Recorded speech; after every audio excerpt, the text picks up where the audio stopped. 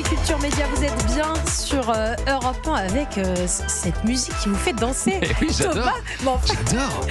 ça vous met en joie ce nouveau générique. Ça met bien en joie. C'est Culture Média, 10h, 11h30 tous les jours sur Europe 1. Et nous ont rejoint dans ce studio d'abord Sacha Nokovic pour parler sport. Ça va Sacha? Ça va très bien. Vous êtes remis de cette 500e. Une petite nuit d'ivresse qui a suivi, mais ça allait après. Oh, c'est joli.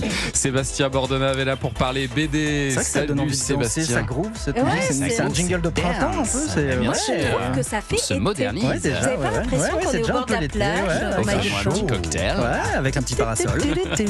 Et alors c'est un honneur d'accueillir ce matin une comédienne. Ne faites pas cette moue. Non, je vous assure, c'est un honneur de vous accueillir. Une comédienne très rare dans les médias qui a joué dans une sacrée collection de films qui ont marqué le cinéma français, comme bien sûr Tati Daniel, La vie elle est un long fleuve tranquille, Merci la vie, 9 mois, Le bonheur est dans le pré, Les Grands Ducs, Ah, vous avez oublié. Dick et Neck. Mon préféré, vous l'avez oublié. Lequel? La soif de l'or. Ah, bah, oui, c'est alors, bien mon sûr. rêve de- Bonjour Catherine Jacob. Vous n'êtes pas convaincue par La soif de l'or, j'ai l'impression.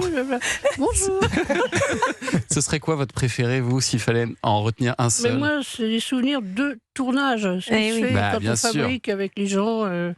C'est vrai que bon, j'ai aussi un grand moment complètement inaltérable qui était les Grands Ducs, où je me suis retrouvée quand même Ah dans oui. le couloir en face de 3 bestioles Mmh. énormes qui étaient Marielle, Rochefort et Noiret. Et Noiret. il fallait survivre, mais ils ont été absolument adorables. Ah, quel film, Les Grands Rapido Ducs. d'ailleurs. Ça, c'est exceptionnel. Mais c'était un peu Marielle le patron. Hein. Ah oui, c'était Marielle qui dirigeait les trois?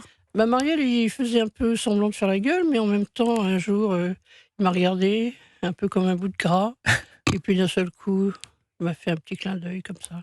Mmh. Et là, j'avais tous les tampons là. Ah, ça y est, c'était réglé. Les visas, les machins. Tout. Vous aviez le dôme de Oui, protection mais de surtout Jean-Pierre Marielle. qu'ils étaient 2 et 1. C'est-à-dire qu'ils étaient très copains, Marielle et Rochefort. Face à Noiret, qui flippait un peu parce qu'il l'attendait un petit peu au tournant avec des berlutis, des petits nœuds papes, des machins comme oui. ça. Ah oui. Donc, Noiret faisait très très gaffe à ça, pas trop en faire. Bon, et alors merci d'être là à la veille de Merci. votre première représentation Oui. de Nuit d'ivresse, hein, parce que je sais que c'est toujours un stress, forcément, Oui. quand on démarre une nouvelle pièce. En plus, vous avez chopé une conjonctivite, ma pauvre. Magnifique, mais Voilà, c'est ça pour fait ça 2 mois que ça dure. Hein. Ah bon, d'accord. Ah oui, donc ce sera aussi le cas demain sur C'est le scène. stress. C'est le stress? Je vous vois, mais un peu flou. Non, C'est mieux, c'est pas mieux, plus mal. c'est très bien. Vous êtes Comme gagnant, vous êtes gagnant. votre joli studio est légèrement bleuté. Alors, vous êtes sur Europe 1. Et alors, vous l'aviez vu à l'époque, cette pièce de Alors, Josiane Balasco? Moi, j'ai vu C'était en la 85. captation. La captation, Et on avec est Michel Blanc. plus en référence à la captation et à la pièce qui a été faite en 85 Ouais. avec Josiane Balasco et Michel Blanc. Et d'ailleurs, Josiane a assisté aux premières lectures et c'est elle qui, sous son contrôle, a décidé des coupes. C'est beaucoup plus court, Ah. c'est 1h25. Et moi, je ne me réfère pas du tout au film parce que c'était un peu... Avec Thierry Lhermitte, oui, Ouais, c'était ouais. autre chose. Et donc là, je précise que ça se passe dans un bistrot de la gare Saint-Lazare, puisque je vais à Dieppe. Ouais. Ce n'était pas le cas dans le film. Mais bon, la pièce était plus longue, ils se connaissaient bien, on a un peu élagué, ouais. Bon. Est-ce que vous avez modernisé aussi avec Philippe Lelouch, qui est votre partenaire et qui assure la mise en scène aussi de cette pièce?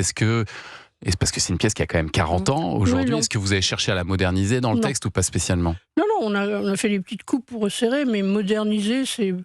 Qu'est-ce que 40 ans? Ouais. Voilà. Sur une paille. Non, je crois Voilà. qu'il a introduit le téléphone portable quand même dans la pièce. Oui, mais dans l'histoire, au départ, elle joue avec un jeu vidéo, je sais pas quoi, qui Ah fait oui. bloum bloum, mais bon, maintenant c'est un téléphone, mais ça dure pas très longtemps, Ouais, ça. c'est ça. Mais c'est vrai qu'il y a des appels téléphoniques avec des portables, oui. Bon. Et alors, on va raconter l'histoire parce que vous jouez donc Simone qui va boire un verre dans un bar de la gare Saint-Lazare. Elle va voir sa sœur à Dieppe. Elle rencontre Jacques, joué donc par Philippe Lelouch. Et alors, Simone et Jacques, ils ont rien en commun, hein, Catherine Jacob. C'est un rad un peu pourri de la gare Saint-Lazare, donc c'est une triangulaire avec le barman qui est joué par l'excellent Yann Fénelon, que j'adore. Un petit bisou. Et c'est des gens qui n'ont rien à voir ensemble, évidemment, mais si le personnage de Simone est là, c'est qu'elle est lost in translation, elle a raté un train, quoi. Bon, Ouais. elle attend. Elle est un peu Et lui, perdue. il arrive, Philippe Lelouch arrive, donc, le personnage de Jacques arrive extrêmement imbibé. Et Et ils vont pas conversation, s'échanger que des flatteries, quoi. Non, ça commence assez raide. Et puis ça glandouille, et puis ellipse, et le lendemain, il y a ce qu'on appelle l'acte 2. Et nous sommes chez lui. Ouais. Alors d'abord, il va se montrer assez odieux avec elle. J'ai retrouvé des répliques là qu'on n'a pas oubliées. Mais elle a de la défense. Hein, oui, Simone. c'est ça. Mais vous lui dites, je vous préviens tout de suite, les dragueurs de bistrot, ça marche pas avec moi. Et Jacques, il lui répond, mais je vous drague pas, je suis peut-être bourré, mais il y a des limites quand même. Alors pourquoi vous m'invitez? C'est terrible. Et alors derrière les pics qui s'envoient l'un et l'autre, on finit par comprendre qu'il y a aussi des blessures, des souffrances derrière.